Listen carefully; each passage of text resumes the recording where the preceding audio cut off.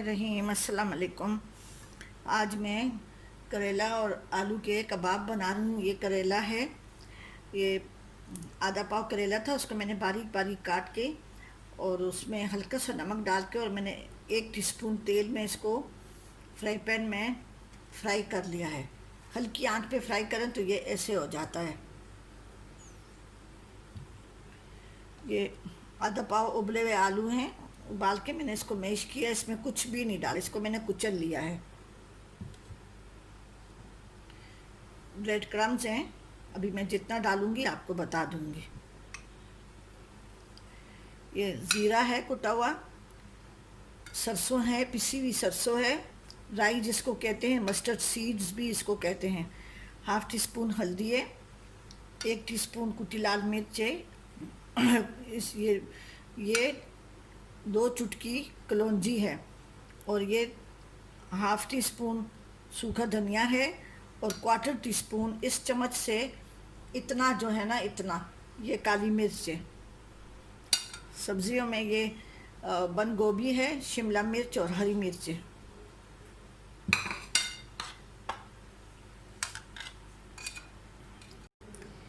ये मैं 1/2 टीस्पून जीरा डाल रही हूँ, 1/4 टीस्पून पिसी हुई राई डाल रही हूँ, जिसको मस्टर्ड भी कहते हैं। इतना है बस, इतने 1/4 टीस्पून इसको कहते हैं। देखें इसको, ये 1/2 टीस्पून हल्दी है, 2 चुटकी कलौंजी है, 1/4 टीस्पून काली मिर्च है, कुटा हुआ धनिया है 1/2 टीस्पून, और 1 टीस्पून कुटी लाल मिर्च है। ये करेला है आधा पाव। ईद पे ये चीज़ें ज़रूर बनाएं, गोश्त भी खाएं, लेकिन बड़े बुज़ुर्गों का ख्याल भी रखें। ये बंद गोभी है, हरी मिर्च है, हरी मिर्च, बंद गोभी और शिमला मिर्च।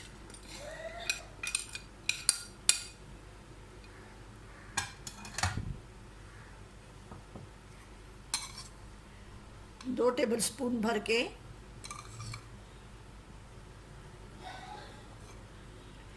2 टेबलस्पून भर के ये मैंने ब्रेड क्रम्स डाले। डबल रोटी का चूरा मैंने डाला है।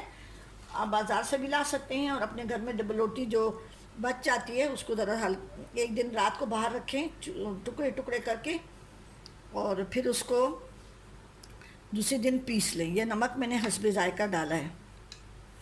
अब मैंने हाथ धोए हुए हैं। ये चीज़ें बग़ैर हाथ के मिक्स नहीं होती। ये उन लोगों के लिए है जो डायबिटिक हैं, शुगर के मरीज़ हैं। आप आलू कम भी डाल सकते हैं और करेला ज़्यादा भी डाल सकते हैं।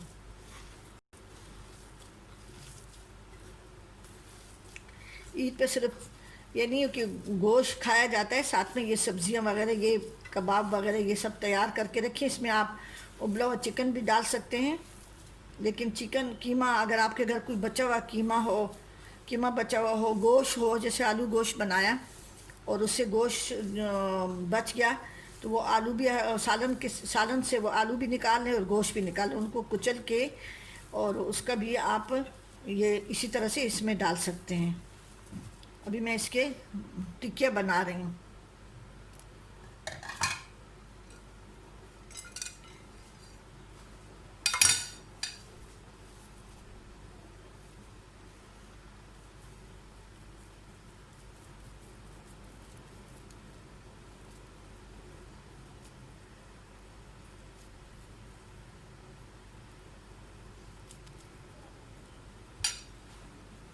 इसको मैं सिर्फ ब्रेड क्रम्स में कोट करूँगी, कोई अंडा वंडा कुछ भी नहीं लगाऊंगी। अच्छी तरह से ऐसे हाथों से अच्छी तरह सख्त सख्त बनाएं, ताकि ये सब्ज़ी से निकले नहीं।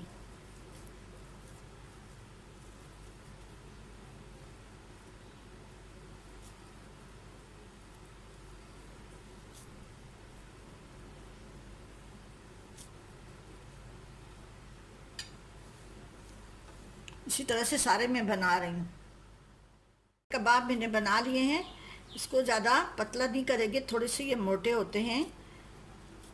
इसको ये ब्रेड क्रम्स पड़े हैं, इसको ऐसे करके ताकि ये इसमें क्रैक्स ना आए।